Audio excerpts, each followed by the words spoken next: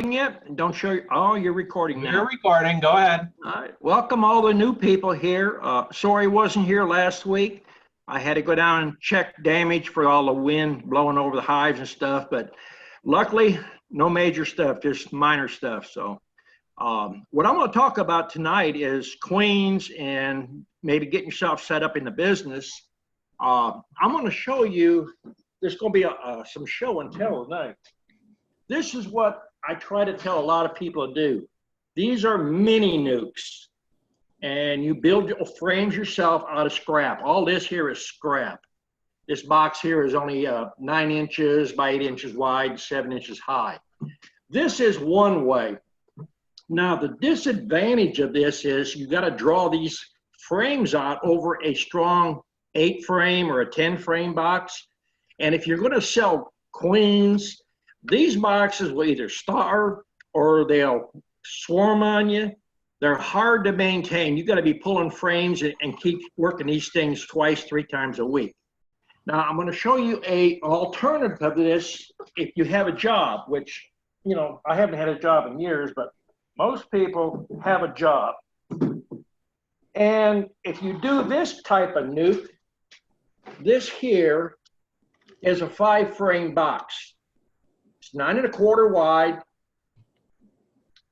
and it's 9 7/8 high, and you can see it's rough wood right off the sawmill.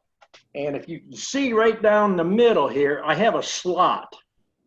I put a slot here, and what you do on this is you take those political signs that bug you so bad, and you slide it down here, and on the bottom, you put a flat piece of plywood. You drill a hole on one side and on the opposite side. That way it gives you 2 frames. Put 2 on each side, you can raise 2 queens. Now, the nice thing about this is people don't have enough equipment or they can't build it. This is one box that you can do a dual purpose. If you don't want to run the 2 nukes, you put a screen over the one end, pull out this piece in the middle, and now you got a 5-frame nuke. This is one way we set up a lot of hives real quick. Now this is a deep. And I'm going to show you the piece. This is the end piece of a 5-frame. You can see it's not hard to do. The main thing you want to do on the top is a full 3/4 rabbet. It's 3/4 from the top down to the frame rest here. And then the sides, you rabbet those out to whatever size wood you get. If you're using pallet wood, scrap wood, sometimes it's not 3/4. So this one is actually 5/8 because I run some thin stuff on the sawmill and it'll work. Bees never complain. The next thing I want to show you is this is got a bottom on it. This is, if you can see it, this is a medium with the divider in it. Now, a lot of people, they keep hearing me say, a frame of honey and a queen cell. Now, you can either graft or you can cut cells. And what I do, I put 1 frame of honey here, an empty frame or a frame with foundation on each side. I put a queen cell here. When they come back, I've got a queen on this side, queen on that side, then I drop 3 more frames in here. Now, I can do the same thing on this. I can pull the divider out. I can run this as an 8-frame medium. Now, a lot of people that are running mediums and shallows, this is a good combination. You can pull this divider out. Now you're back to an 8-frame box, and it's got 8 frames in it. And if you don't like the setup, you can knock the bottom piece off. If you're going to have doubts, if you're going to keep it permanently like this, use brads. They knock out easy. I'm using a 1/2-inch crown staple by 1.5 inches. I'm not going to take these apart. Now, the mediums and the deeps, I run 8-frame deeps with a divider in it and the 5-frame. The 5-frame we use a lot first thing. I'm going to make 100 more of these of the mediums and 100 more of the deeps, the 5-frame. And then when it gets a little farther along in the season, I just pull this out, or I can take 4 frames out of here, add a frame of honey to it, and I have 2 nukes ready to go. You know, there's a lot of ways to raise queens. I'm trying to give you a variation of a lot of ways to set it up. I mean, some people don't want to fool around with it. This method here, you can either cut cells, put them in, or you can graft, either one. Now, the 5-frame box, or we got some medium, just like this 5-frame mediums that we do too. The nice thing about that is, you know, you're not exposing a lot of bees. If you take a hive, where most people do, and they make a 50/50 split, there's enough bees in a half of a split, if you're going to do a walk-away split, to set up 15, 20 of these boxes. And you got to remember, bees and the queens don't always come back. So you can do volumes and limit your liability as far as your risk. And none of this has to be grade stuff. See, this is recycled piece of plywood on the back, you can see. I try not to waste anything. So I guess I've talked enough about this, and let's let a few people ask questions, or if they don't have a mic, they can use the chat situation. All right. Before we get there, Don, did you say where you put the entrances on the super there? On the super, you can do them either place. Front. Okay. This here is a 5-frame. Now you put one on this side, facing one way, and then this one you drill on the back side. So you have the queens coming out in different directions. And we're going to set up 100 or 200 of these here. And what I try to do is alternate my colors. On stands that we're using, we can run 10 to 12 of these, but we vary the colors. And we run these things anywhere from 2 to 4 inches apart. So, you know, if you're limited as far as space, it's just another option. Mm-hmm. There's many ways to do queens. I'm trying to get across to a lot of people. You don't have to spend a lot of money. Somebody sent me a thing tonight on Facebook about plastic mating boxes. I've never had much faith in the large boxes or the mini boxes because of the moisture problem. Okay. Joe May, go ahead. Don, how you feeding on them double 2-framers? Well, I guess I forgot to tell you on that there. What I'm doing is we're trying to do everything more efficiently. We was building hive top feeders, and we're going away from that, and we're not even using telescoping lids. We're using Vantech, and on the double ones, let me get this one up here. And what we're doing on the doubles, you can see, the divider would go here. We drill a hole here and a hole on the other side down at the bottom here. And what we're using is Powerade bottles. They're good for the sun. They won't deteriorate. And that way they're visually, you can spot how much you got in there. And we're using one of the smallest drill bits in our toolbox, or the drill index. Now, on our 8-frame that we're splitting, we're using 2-gallon buckets with a small hole on the bottom. I've already done a bucket one on the bottom feed. Now we use those in our out yard, which they hold 2 gallons. Now you can buy the smaller buckets, which are about 1 gallon or 3 quarts in there, but they're running about $3.25. And as cheap as I am, I like to go to the bakery and I get free buckets. So it takes a little bit more time to get all your stuff up, but if you're running several hundred of these things, you got to do as cheaply as you possibly can. Yeah, how well I know. I've got 400 of them.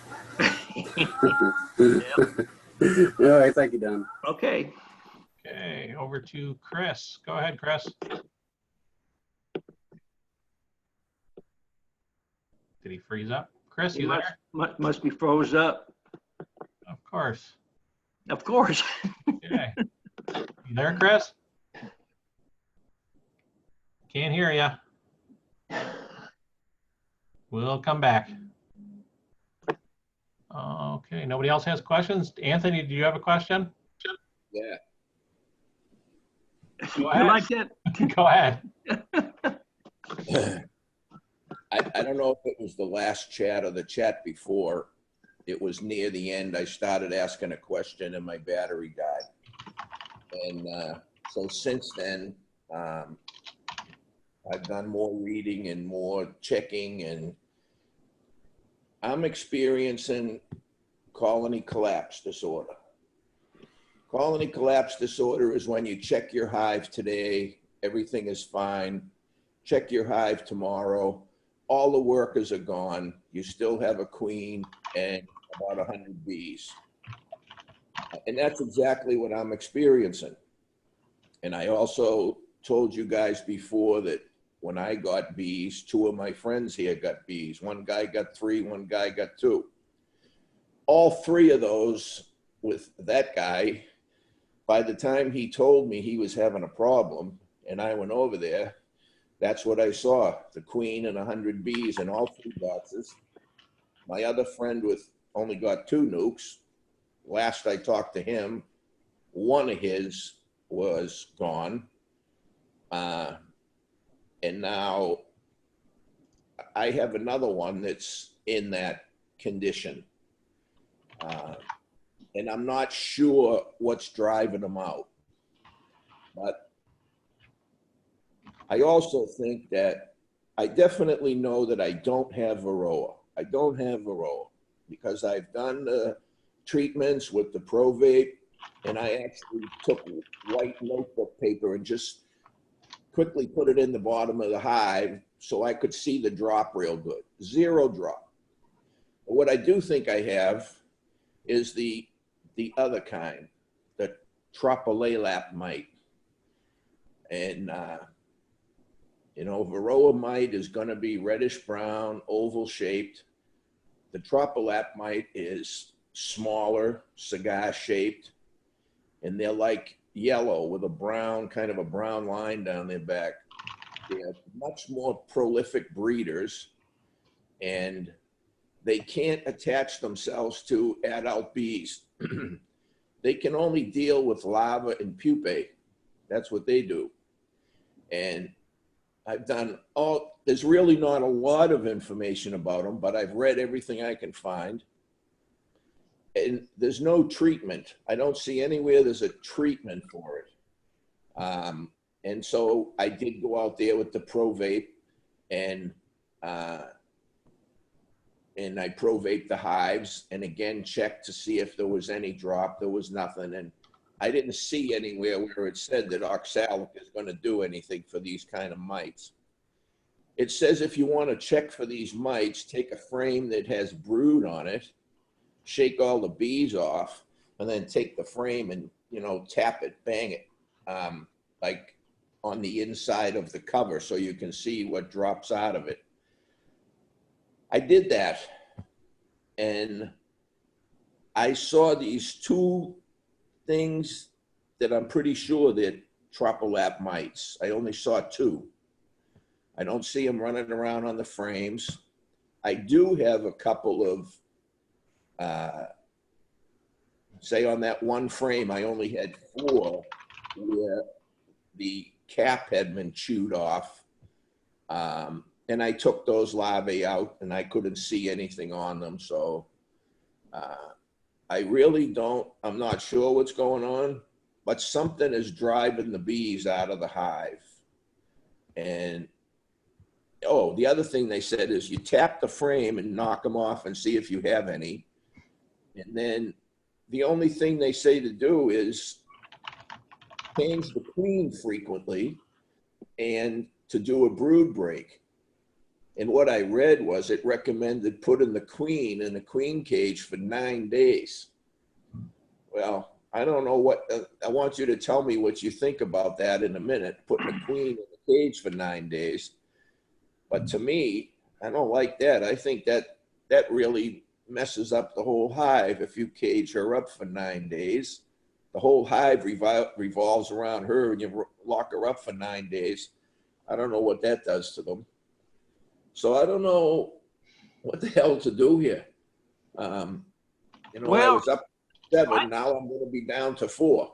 I can Go ahead. tell you what seems to work for us, and I can't say that I've had CCD. The only CCD that I've had in the past years was cash collect and deliver. So now when bees abscond to what you're describing, we haven't actually seen that in any of our yards. But the only thing that we're doing is we're treating heavy with wintergreen and spearmint in the springtime in the feed. And and I'm no expert, what I'm thinking is when the bees consume that and feed that to the brood, the mites seem to be less likely to reproduce in the cells. That is what I have found.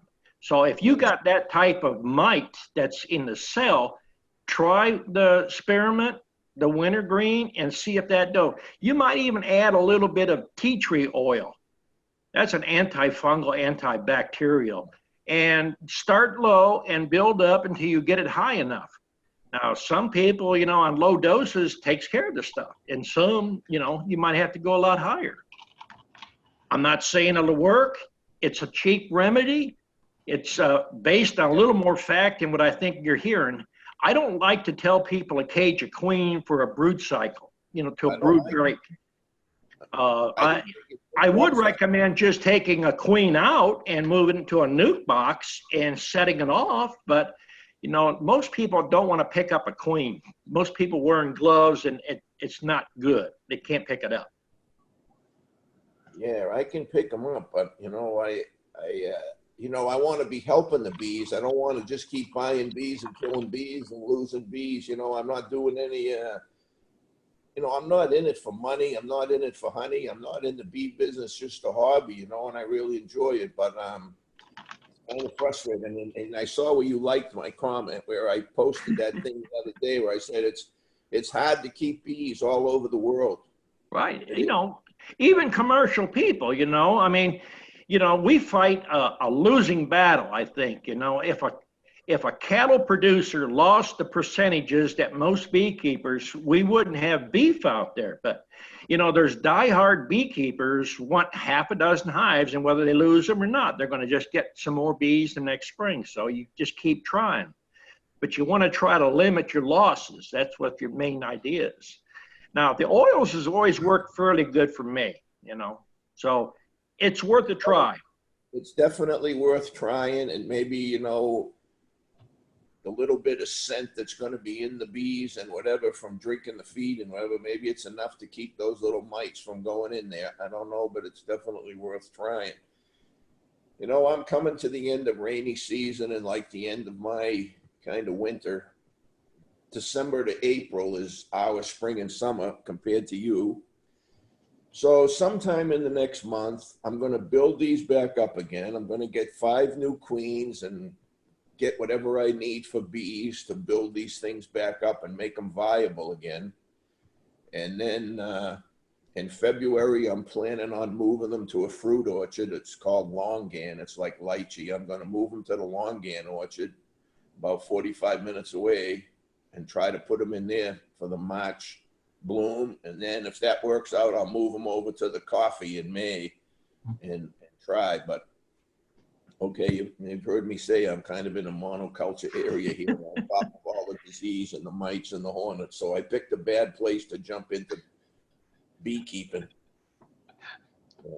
All right, I'm going to let someone else ask a question. Thanks, Dawn. Go ahead. Anthony, when it's time, I call some of that coffee honey. I want to try that. Okay. All right. Chris Marsh, are you with us this time? Can you hear me? Yes, we can. Hey guys. Hey Don. Hey. I've been building your 5-frame nukes, from your plans and whatnot. And I took your advice and I drilled that little hole for the ventilation in the back. And I went ahead and screened over that. And now I'm thinking, I'm in New York here. I'm worried, how do I plug that up? What do I just take some chewing gum or what? What's the deal? Are you talking about the vent hole in the feeder? The vent hole in the 5-frame nukes. In the nuke box themselves? Yeah.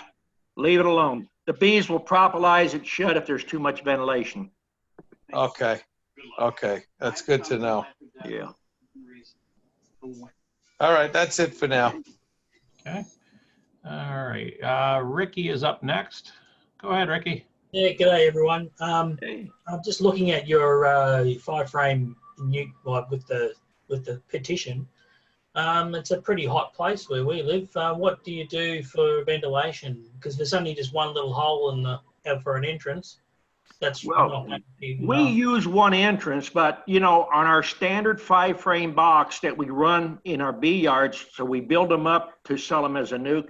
We run 1 inch and 1/8 in the front and 1 in the back, and the one in the back we put screen wire over it. Now these here, I mean, we're starting these things out early, probably in February, March. So I think one hole will be enough, but if it's not, we'll put another hole in there. Okay. I'm trying to give an idea to people who have a limited amount of resources as far as nukes and stuff, and to maximize where they can almost double their amount of bees they want to raise. Yep, that's good. Okay. Over to Dennis. Go ahead, Dennis. Can you hear me? Yeah. All right, I've got several questions. I'll just start with one or two, let someone else do it. If everything goes well and you put a package of bees in a 5-frame nuke, how many times do you think I can split that yet still have them ready for winter? I'm in North Missouri. To have what, honey flow? No, I want to make bees. But I want them ready by winter. So, you know, I took a package of bees, say everything's going well, I'm feeding them and they're going well. How many splits do you think I can make out of that package? Well, it all depends on the person, you know, Joe May will make as many splits probably as I do, you know, and everybody's going to be different. Personally, I would take a 5-frame split, and if you're saying that one particular box, I would probably split it 30 times at least in 1 year. But I'm getting grafted queens put in there, or, you know, I have mated queens I'm putting in. And, you know, we have took everything in all of our southern yards and the ones we got up here. We pulled everything out of 8s right now. Everything right now is in 5-frame boxes with a feeder on it. So, you know, I'm not in this for the honey. You know, you hear me complain all the time, you know, the box got too much honey. If you have to lift a super or 2 supers of honey all day long to get at the brood to make nukes up, you're not going nowhere. You're not making any time. But everybody has got a different idea what they want. Well, I want to split up 30 full-size hives as many times as I can this year, and I'm going to buy 60 packages. Okay, tell me what you're telling me is a full-size hive. I've got 10 and 8. You got 10? Are they singles or doubles? Singles. Singles. All right, a 10-frame, you should be able to split it with queen cells, 9 splits. Okay. But you're going to have to reduce your entrances down, you know. I understand. And you're going to have to feed them. I understand. And don't worry about how much sugar. Put the sugar to them. The more sugar you put to them. On these 5-frame boxes, we put 1 frame, draw it out, and we put 1 frame with a starter strip. But we got to feed on them. Right. And usually within a week, they got them drawn down. And then 1 you split, make 2 off of that. Okay. That's, I'm working my tail off building boxes right now. So I'll just keep right on going. Yeah, I tell people all the time when I talk at bee clubs, if you listen to the methods that I'm doing and I'm telling you, you can take a 5-frame box and crowd it and feed it good. And each frame in there, you're going to have at least 4 frames, going to have a minimum of 10 cells that you could cut on each one. So if you only had 3 in there with 10 cells, and most of the time, springtime, 10, 20 cells is normal. So that'd be 20 splits per box. So if you got 100 boxes, you better have a bunch more, you know, backup. All right. I'm at 300 and I'm still building. So hopefully we got some time.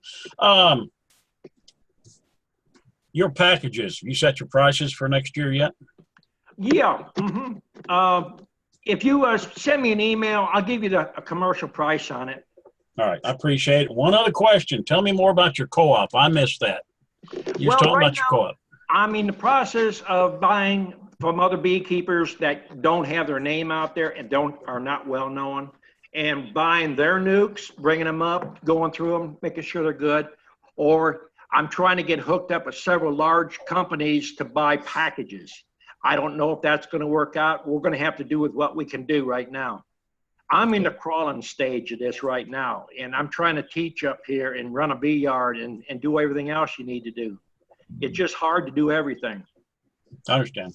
I'm trying to get to commercial size within the next 2 years, so I'm a hustler. Usually, if you got that many boxes, I would say 50 packages, 100 packages, and about 4 tons of sugar. And within 3 months, you'll have more bees coming out of your ears than you can possibly do. Right. First thing you need to do is buy the packages. If you pay the commercial rate, $500 for the class, it'll put you on my web page. I'll send people to you. I send people to Joe May. I got 3 or 4 up in Indiana. I send people to. You're a student. I'd rather sell your bees than mine, believe me. All righty. Well, I think it's one more, if you don't mind. Okay, sure. Go ahead. What do you think about fondant? Well, you hear me all the time say I don't worry too much about honey. If you've got a box that's a little light, if you got a high top feeder on it, throw honey to it. It's going to do 5 times, 10 times more. We had a year, about 3 or 4 years ago, we took dry sugar and dumped a cupful in the back of the hive, just a cupful down through the frames, if it's in that emergency situation. But try not to do any of that extra feeding. Where you're at in Missouri, this is a strange year. Last year, going by last year, November to February, I wouldn't feed any liquids other than honey. You can do that all winter, no matter how cold it is. Well, I made a bunch of queen boxes up, and like I dummy forgot, I'm either going to have to drill a hole in the top and feed them sugar, or I thought, well, I'd try fondant if that would carry them over if I was making queens. Just want your opinion on that. Well, I think I would use a thick 2-to-1 or 3-to-1 syrup. What we're going to do on these here, we're using bucket feeders, but on the small, the 5 frame where we got actually 2 frames on each side, we're using Powerade bottles. They'll fit the hole almost perfect, and just drill 2 holes in there, and that way you can take a box out there with 30, 40 bottles in it and just swap them out. What size hole is that? It's a small drill bit. It's in that drill bit index. It's probably, I don't know. I guess the standard one's probably a 1/64. It's probably smaller than that. Okay. All righty. And the new beekeepers, I got some nice bees. I got some mean bees. I keep the mean bees away from the house. But I mixed up some tea tree oil, and they run me to my truck when I fed it to them. These were nice bees. I've been working without avail.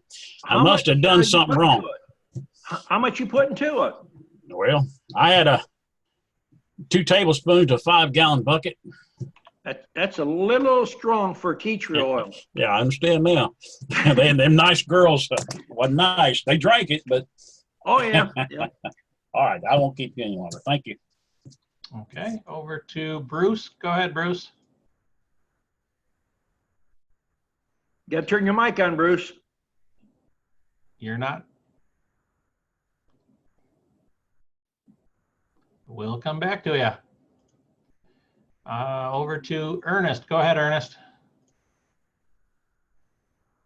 Got to turn your mic on, Ernest. Hang on. It's not letting me do it. You got to do it on your own. There we go. Go ahead, Ernest. Okay. Yeah, I just wonder if anyone has an observational hive. I've got one, and just recently, since it started turning a little cold, it seemed like they were taking all kinds of syrup, and I got one side of it, I have honey on it, and they've taken almost a pint of honey already. I just wonder if anyone has an observational hive, and this is the first year I've had one, so I'm not sure what to expect. My experience is if you're feeding sugar water versus honey, they'll pull that honey whether they want it or not, and they'll start storing it. I done a video probably in the 90s about making orange blossom honey in my backyard, and I don't live anywhere near the orange trees, by feeding orange honey to the bees and drawing out Ross rounds. You probably seen that video I done on YouTube, but It's how you can produce gourmet orange blossom honey if you don't have orange trees. There's always tricks to doing everything. They're still raising brood. They got brood in the middle top part, and you can feel of it. It's much warmer, and then where they're storing the honey, it's cooler. It's probably because it's so warm yet. Yeah, well, it's not that warm up here. You got your entrance reducers in? Yeah, it's the observational hive. No, I leave it wide open. I would get them closed down because you get a cold spell coming in there, you're going to get chill brood right away. Yeah, well, the brood's right up top, and entrance is in the bottom of it. So they might have did it different if I'd built it and if I'd put it together a little earlier, but I didn't. Because about a month ago, I put them in there. So now they're just getting established, I guess. Yeah. But they seem to be doing good. That's good. That's always a good sign. Another thing, I got a website up, Blevins Bees. So if anyone's interested, so the website's up. It's still in the making, but it's up and official. When are you going to start taking orders? I don't know. I don't know anything about this yet. This is all new to me, so. You learn as you go. Yeah. So I'm just playing it by ear right now. So. That's good. So that's all I have for right now. I thought John would be down here, but I guess he has too many honeydews. All right, let's see. Bruce, are you ready for us yet? Bruce? No, nothing. Type it to me if you want, and I'll ask it to Don. All right, Joe May? Yeah, Don, have you got back in Jason's breeder yet? I've been so busy. I just came in last week from taking care of all the bees we got down south. That storm went right over 2 of our yards down there, so we was busy. All I done is I opened them up. The bees are in there. They're flying. I didn't go through the box. They're in a double deep, and I put a feeder on them about 4 days ago, and I dumped about 2 gallons in there of syrup. They felt like they was light, so I don't know if they was consuming. When I put the queen in there, I had 2 sealed frames of honey in the bottom and one sealed on top, and then there was 1 frame that was partially sealed and mostly open honey. But I figured they're doing all right. Yeah, you were up by the front of the hive. They look like there's a lot of bees in there. They're coming in. I got an entrance down to about 3 inches on it. I'm trying to protect it so I can graft from it. I understand. I just want to know what it looked like inside. You're going to tighten up a little bit. You haven't heard me yet. Beekeepers that got tinkeritis have problems. You leave well enough alone. All right. That's all I got. All right. Should we try Bruce one more time? Nothing? Okay. Nobody else got their hands up. Well, while we got a lull in the process here, I'll show everybody our newest thing going on the website starting this week is the new Fat Bee Man shirts. That's the front. And then you can't miss the back. Oops, wrong way. So those will be going on the website soon, and we'll be advertising it. So if you need one, let me know. Got all sizes available, and we're going to have baseball caps as well. And when you come down to visit, bring it and I'll autograph it, and don't sell it on eBay. There you go. It'll be worth thousands. I don't know about that. If you wear it down and see Don, I hear he gives you a free package of bees. Well, that's possible. You never know. All right. Nobody else got their hands up? Come on. Don't Here, be I shy. thought everybody want to learn about queens tonight. Oh, there we go. Chris is back. Go ahead, Chris. Hey, Don, what should I do? Can I keep feeding? Can I keep feeding syrup? I left a couple of Man Lake internal feeders and a few nukes just because I didn't get to them and I didn't want to pop them open in the cold. Can I keep feeding? If you lift the back of that nuke up, and if it feels fairly heavy, then I wouldn't feed them no more. You want to try to limit that moisture because they have to evaporate a lot of that moisture out of there.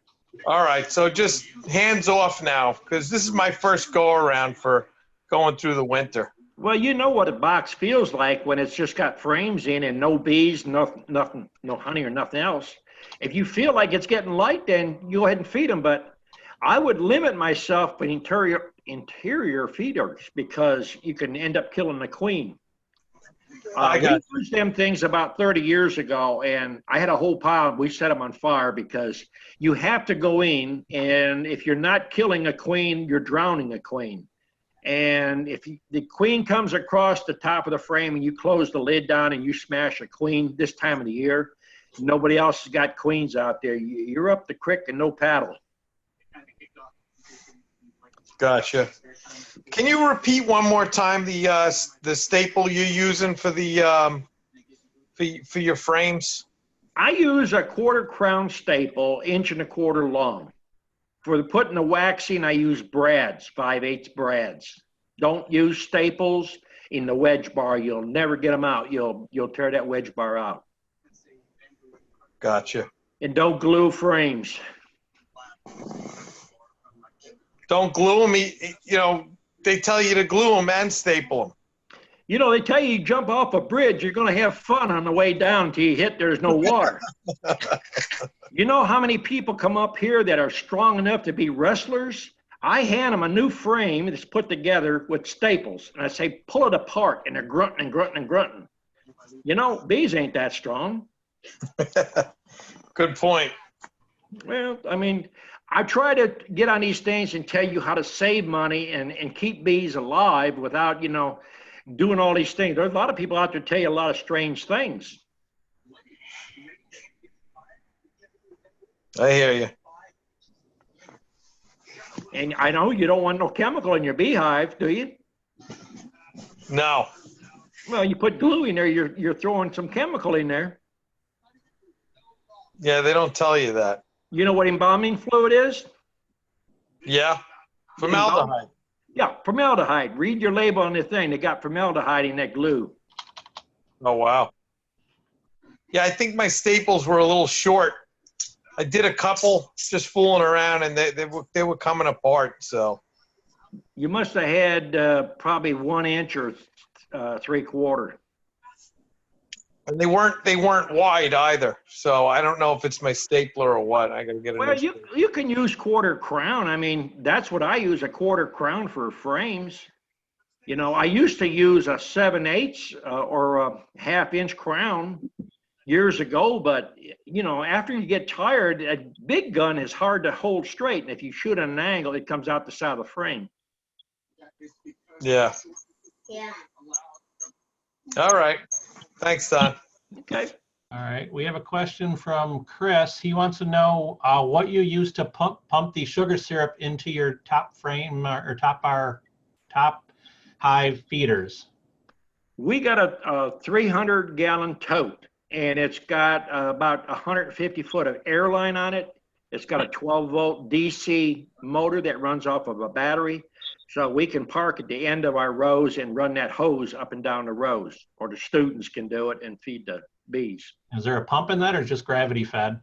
No, it's a 12-volt on-demand pump. So when you pull, and then we use on the end of the hose, we use Harbor Freight's airline blower. It's about 12 inches long, and it's metal, plastic, and it's supposed to be for airline blowing. We use it to feed the bees because that way it's got a little shut off on it. Okay, to answer your question, Chris? All right, Joe May, go ahead. Yeah, Don, have you ever tried using queen pheromone strips on your splits? Queen pheromones from splits? Yeah, the strips you put in there. I've experimented around with it this year in the yard, and boy, you talk about stopping the drift on the bees. It really works good on stopping. No, I haven't tried that. Play around with them. I mean, you can put a frame in there that's got eggs in it, put that pheromone strip in there, and they usually don't make queen cells. Huh. And after they fly around for 2 days and you put a queen cell in there, They about all stay. I mean, you know, you make a split and half the bees are gone because they're not all nurse bees. Yeah. It seems to retain probably 85–90% of the bees. Works really good.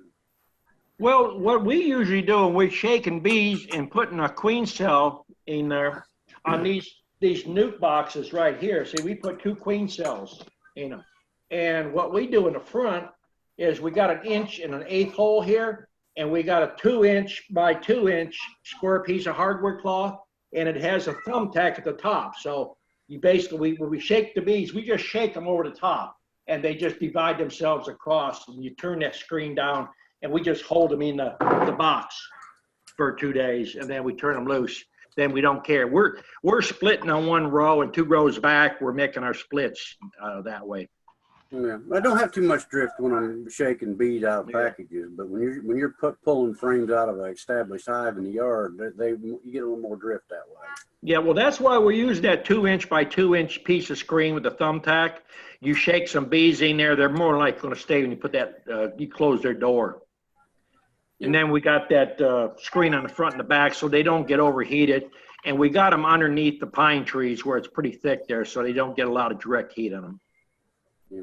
That's another thing the pheromone strip does. When you pin them up like that, it keeps them calm. They don't do the roaring thing. Well, I don't know. I've never used it, but when we put them in there queenless, or sometimes we put them in, you probably had it too. You put them in with a queen cell. If the cell doesn't hatch or they think something's wrong, they make queen cells. So we take a bad situation and just make use of it. We use wood and wax. So we go back, you know, a week later and they got a bunch of queen cells. We just start cutting queen cells, make a lot more splits. There you go. Okay, yeah. I'll let you go. Okay. All right, Kim, go ahead. You was talking about the glue a while ago on the Vantec that you use. Do you worry about the off gas in it, or do you air it out before you use it? We've used Vantec now probably for 5 or 6 years, and we haven't noticed anything. I was reading an article that they done. I think Kraft's got theirs. They call theirs zip board. That Vantec, they say you can put it underwater for 3-4 years and it won't swell. And I've had some sitting outside and I got up and I smelled it and there's no gas, there's no smell, no nothing on it. And then, you know, our Vantec we use for lids. So even if there was an outgas, we have a feeder underneath it. So I doubt if they're going to get in that way. We have found a source that we can get the Legacy brand. Yeah, that's probably another brand of it. It's made with the Gorilla Glue, they say. Yeah, yeah. It's the same thing as a Vantec, but it's got a little odor to it. We was just concerned, do you have to air it out before you put any? I've never had a problem with it. I've used OSB, or they call it strand board. Now it will have a little, if it gets wet and it's not painted, it will have a musky smell to it, but Vantec has no smell to it at all. Okay. As cheap as it is, I would go ahead and use it personally. Well, we get it real cheap at this point. Yeah. Well, yeah, I mean, go around where they're building houses and they're throwing away more stuff than you can, one pickup load on a house, and you can build all the stuff you can build in a week or two. We found a place that's building outbuildings. And, yeah, the cutoffs and stuff. Yeah. Saves them have to pay to haul it to the dump. Exactly. You know, I've used probably 30 years ago, I used to use when particle board first came out. I mean, I was starting out just starting to get into commercial beekeeping and everything was expensive. I made nuke boxes, hundreds of them out of particle board. And the ones that didn't get painted, they'd go 6 months, they'd fall apart, but I got 6 months use out of it. And then I painted with 2 or 3 coats of latex, and I usually get 3 or 4 years out of them. But keep the cost of your overhead down and you'll make money. If you keep going out and buying, you never get ahead. I understand. Thank you now. Okay. Okay. Actually, Anthony, do you want us? Yeah. Are you outside doing inspections? Yeah, hold on. I want to turn this camera around. Shine it in this box, honey. I want to show you what's going on here. And the queen hopped off the frame. She's flying around our heads right here. She's not going to leave. She'll go back in the box, but she's right there. That's the queen. Just tried to land on my finger. She's going to land. Land, honey. Come on. Okay, come on. But, you see, that's all we got for bees. See right there? All right, now the queen landed back on the frame. The queen is right there. She might be a virgin. I don't know. If the queen is flying, more than likely she's a virgin. Because most queens, if they're laying for 3 days, if they come out of the hive, they'll land on the grass because they're heavy. They can't fly. Yeah, and she's in the air again. She might be looking to get mated, but you know, there's nothing here. There's 3 or 4 bees on that frame, and there'll be a few more on here. And these frames are heavily laden with honey. These are, even though not all of it is capped, these are pretty heavy frames, you know. So that's why I think after reading, I have colony collapse, because we still have a queen here, but I've only got about 100 bees. And this box just went down in the last week. This box right here is completely gone. My wife and I just went through this right now. There's not one bee in this box, but these frames here also have a lot of honey. This one here is really heavy. This thing's like damn near full, just not capped out all the way. But that's what I'm having. The population disappears. I don't have any dead bees in the hive, in front of the hive. Just one day, boom, they're gone. So I don't know what the hell's going on. I think I would wait till springtime when their season's just starting, because right now to put a queen in that hive, you're wasting money. And that queen, from what I can see, there's not enough bees there or drones. No matter if you had 10 hives there, you know, if you don't have any drones, you're not going to get any mating. And I know that, and I fully agree. And that's why earlier I said, you know, I'm going to wait about another month. Yeah. I want to wait till I get closer to December, which is equivalent to your spring, March, April, spring. Yeah, right. And then, no, I wouldn't put a queen in that hive. I put a queen in that hive, but I'll put at least 3 frames of bees and brood in there. I'll have the guy bring me 3 good frames of bees and brood, and I'll put a queen and brood in there and build them back up that way. Yeah. Yeah. But at least while it was a little slow, come out here and you can actually see what's going on, you know. That's what I'm facing. So if anyone else has a question, go ahead. Okay. Over to Bill. Go ahead, Bill. You got his mic on mute? You're going. We can hear you.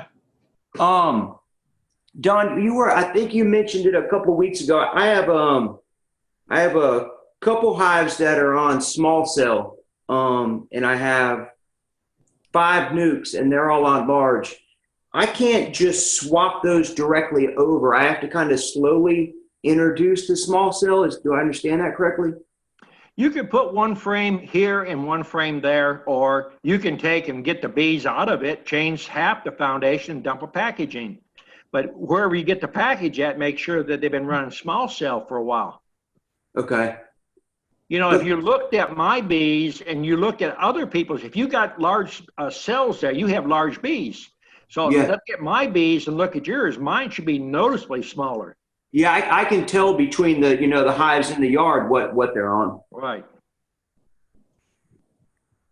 That was it. Thanks. You did good on your handles. Yeah.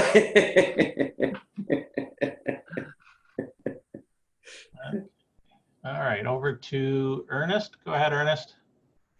Yeah, you was talking about the staple for the wedge bar. Right. I use a electric one, and I use 3/8 regular staples in it, and that works just great. I staple it, then I take my wax, and after I get it in there, I put a little hot wax on either end, and when I go to take it apart, I can pop it out, and those staples comes right out. So, but you're right. If you use the other one, you shoot them in there, you might as well just forget it. It just destroys the whole thing. They don't come out with. Well, the staple gun that you're using is that's probably a 20 gauge staple. It's like a desktop stapler. Right. That's what it is.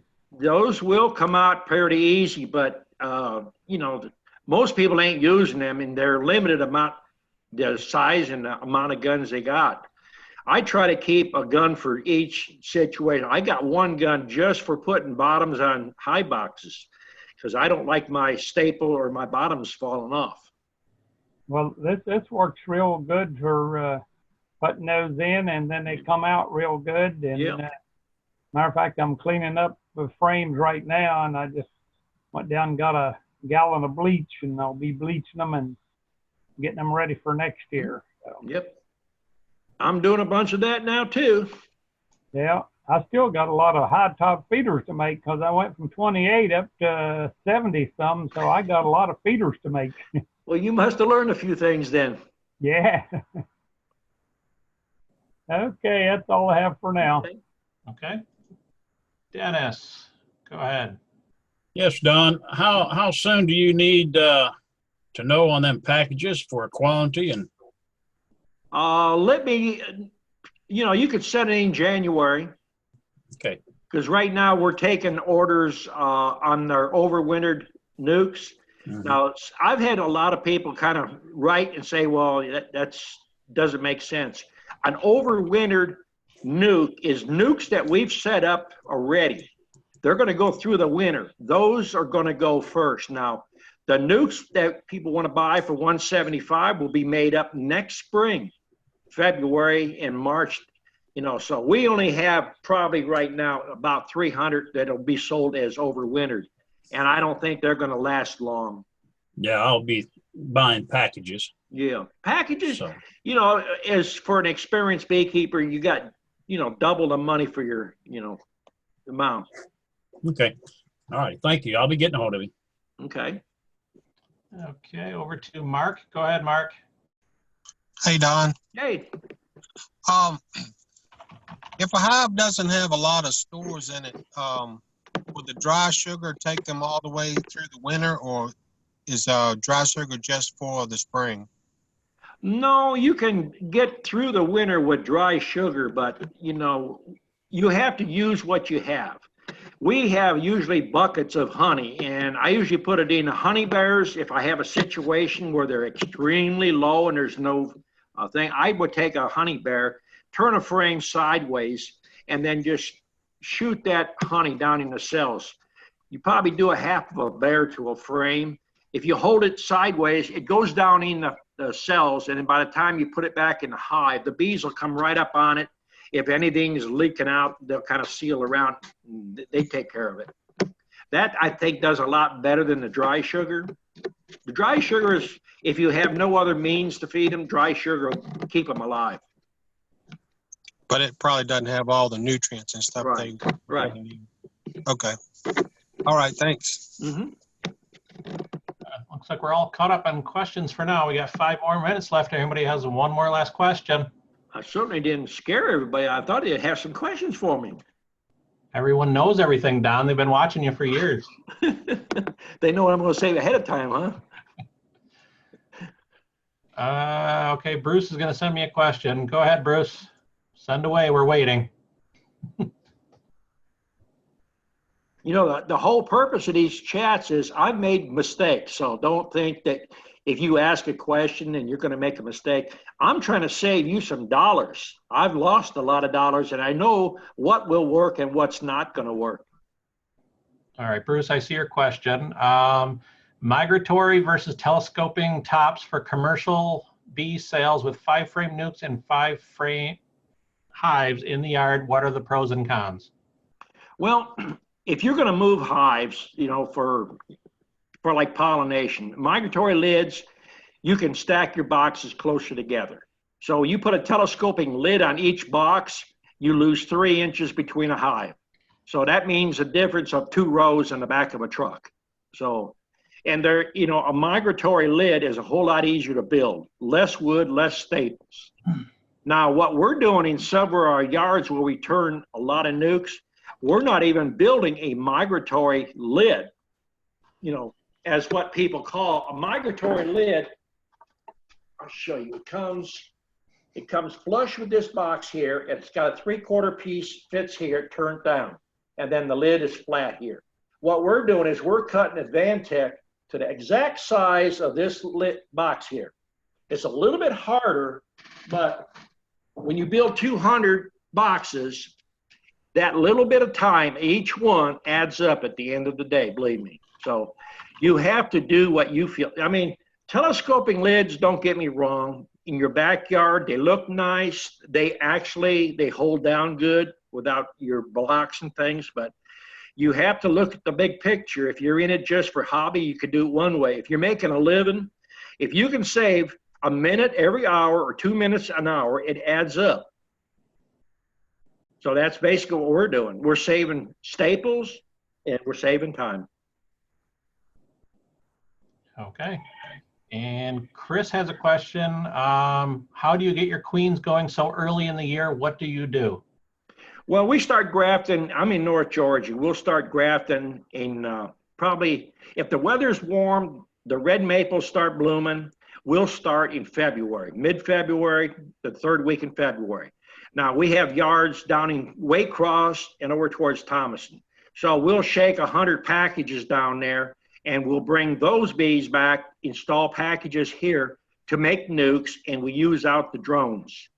So if people has bought nukes from us like in March and April, and the first question I ask is, how come you don't have very many drones in there? Well, that's the secret got out. We use them for mating, and they only used one time and then they expire.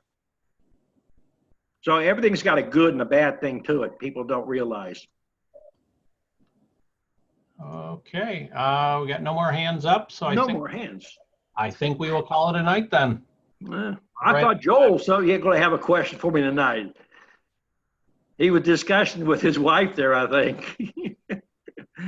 Josh, do you want to chime in there? No, guess not.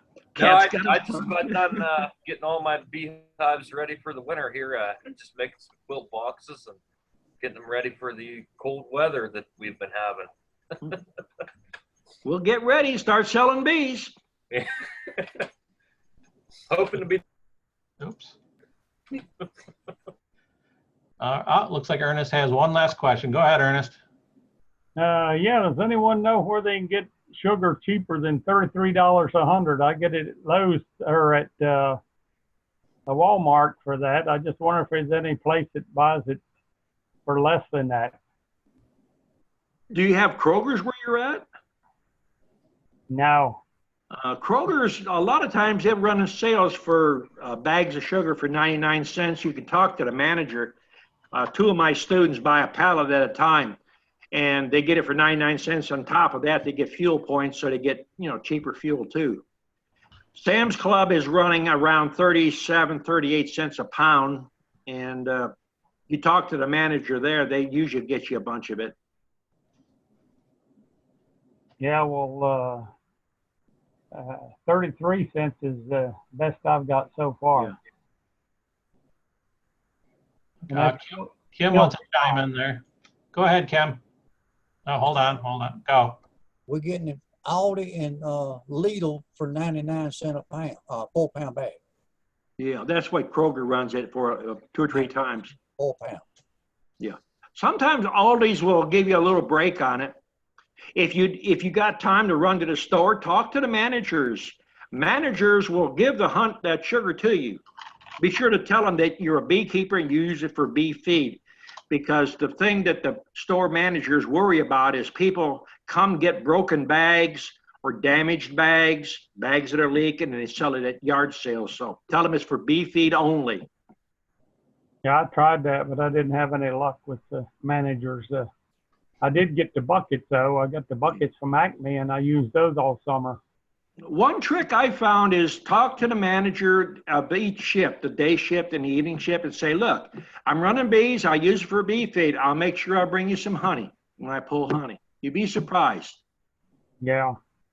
Well, I did that with the ladies at the store, and they look forward every year for me coming now. So I've gotten a lot of good building materials that way. I've been on a job site where they say you're not allowed to get into their dumpsters and pull plywood and stuff like that out.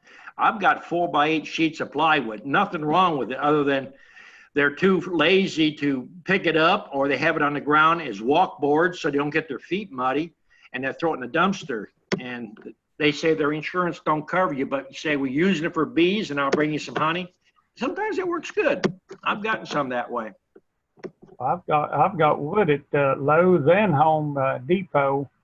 Get the ones where people comes in and gets a piece of plywood cut and they don't want the other piece. Yeah. So if you just go in there at the right time, you know, they give it to you or sell it to you for like 70% off. So I don't know if I mentioned on chats before, but people don't realize there's a lot of free materials out there. Anybody that got insurance companies around, if they board up a house for any reason, damage, fire or something, they throw that plywood away when they go back and build it. Tell them you'll pick it up, just tell them to give you a call. And then as far as free bees, call your pest control people. They'll rather call you up and give you the bees rather than exterminate them. There's a lot of free things out there. People don't know how to go about getting them. yeah, you can't beat free. I did get a truckload of lumber like that, and I took the guy back some honey. So at one of these building sites. So yeah, I probably made up 50 hives or more out of it. Sure. I mean, honey is nothing. A little bribery goes a long way. Yeah. All right, so that'll be a wrap for tonight. The next chat will be on the 3rd of November already. So thank you, everyone. See you in 2 weeks. Thank you, Don. Appreciate everybody showing up. Have a good night, all. Good night.